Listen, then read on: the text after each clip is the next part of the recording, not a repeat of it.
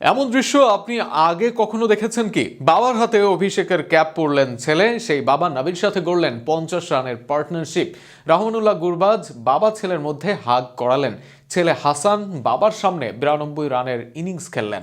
এক কথায় বিপিএল এর অন্যতম সুন্দর দৃশ্য এটি। আরো শুনুন প্রতিবেদনে।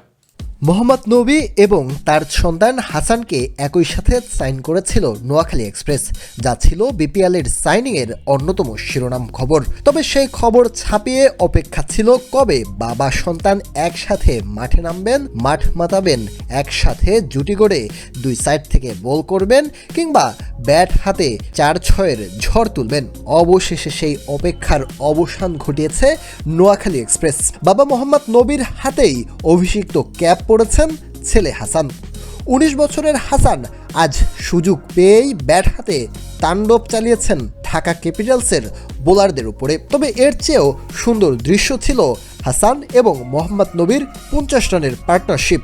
সেই পার্টনারশিপের মুহূর্তে বাবা আর ছেলেকে একসাথে কোলাকুলিও করিয়েছেন রহমানুল্লাহ গুরবাজ, যিনি কিনা খেলেন বিপক্ষ দলে। মোহাম্মদ নবী ফিরেছেন 13 বলে 17 রান করে।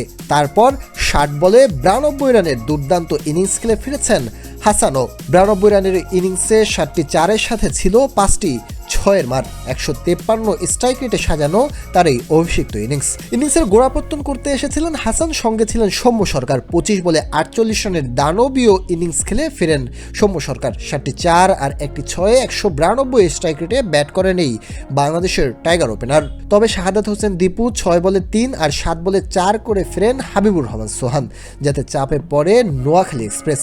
তবে মোহাম্মদ নবীর সাথে আবারও জুটি করেন হাসান ইসখাল। এরপর অবশ্য দলীয় ক্যাপ্টেন হায়দার আলী এসে 0 রানে ফেরেন। শেষ দিকে জাকির আলীর ব্যাটে করে এক সম্মানজনক টার্গেট পায় নোয়াখালী এক্সপ্রেস।